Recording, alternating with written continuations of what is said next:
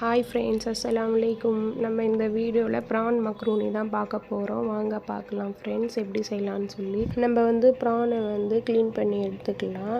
நான் ஒரு 1/2 kg தான் ப்ரான் எடுத்துருக்கேன். நம்ம தேவையான அளவு மக்ரூனியில் போட்டுக்கலாம். சுத்தமாக கழுவி நான் தனியாக பிளேட்டில் எடுத்து வச்சுருக்கேன். என்னோடய சேனலை சப்ஸ்கிரைப் பண்ணாதீங்கன்னா சப்ஸ்கிரைப் பண்ணிக்கோங்க ஃப்ரெண்ட்ஸ். 3 வெங்காயம், 2 தக்காளி, பச்சை மிளகா கட் பண்ணி வச்சுருக்கேன். ஒரு ப்ரெஷர் குக்கரில் ஆயில் விட்டுக்கோங்க. ஒரு 2 பட்டை, 4 லவங்க ஃப்ளேவருக்காக சேர்த்துக்கலாம். அப்புறம் வெங்காயமும் பச்சை மிளகாவும் வதக்கிக்கலாம். நல்லா ப்ரௌனிஷ் கலரில் வதக்கணும். அப்போ தான் டேஸ்ட்டு தரும். இப்போவும் வெங்காயம் வதக்கும் போது கொஞ்சம் சால்ட்டு சேர்த்துக்கிட்டா அது சீக்கிரமாகவே வதங்கிடும்.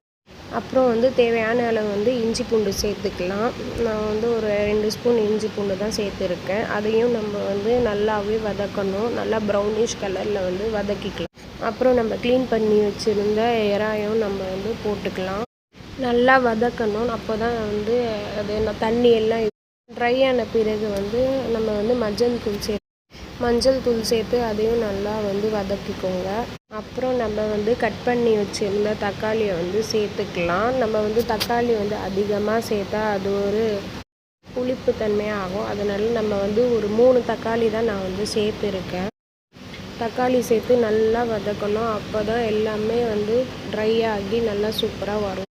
நான் நல்லா வதக்கிட்டேன். அதுக்கப்புறமா மிளகாத்தூள் சேர்த்துக்கலாம். நான் ஒரு 2 ஸ்பூன் அப்படியே தோராயமாக போட்டிருக்கேன். ஒரு 2 ஸ்பூன் மிளகாத்தூள் போட்டுக்கலாம். மிளகாத்தூள் போட்டு நல்லா வதக்குங்க. அப்போது தான் அது எண்ணெய் திரிஞ்சு நல்லா வரும். நான் நல்லா வதக்கியிருக்கேன். நீங்களே பார்த்துருப்பீங்க, பார்த்தாலே தெரியும். நல்லா வதக்கினோடனே அந்த எண்ணெயெல்லாம் மேலே வரும்.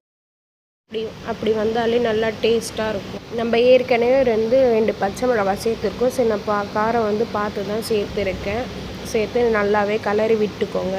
அப்புறம் 1 கப் மக்ரூனிக்கு 2 கப்பு தண்ணி சேர்க்கணும். நான் அந்த அளவோடு தண்ணி எடுத்து நான் அந்த தண்ணியும் சேர்த்துக்கிட்டேன். கொதி வந்ததும் நம்ம மக்ரூனி சேர்த்துக்கலாம்.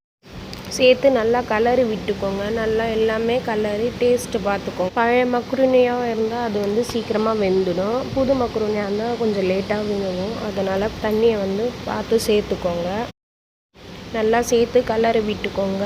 அதுக்கப்புறமா விசில் விட்டுடலாம். ஒரு 3 விசில் விட்டுடணும்.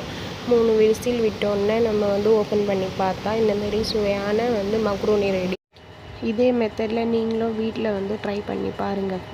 என்னோடய சேனலை லைக் பண்ணுங்கள், ஷேர் பண்ணுங்கள். இன்னும் சப்ஸ்கிரைப் பண்ணாதீங்கன்னா சப்ஸ்கிரைப் பண்ணிக்கோங்க ஃப்ரெண்ட்ஸ். தேங்க்யூ. பாய்.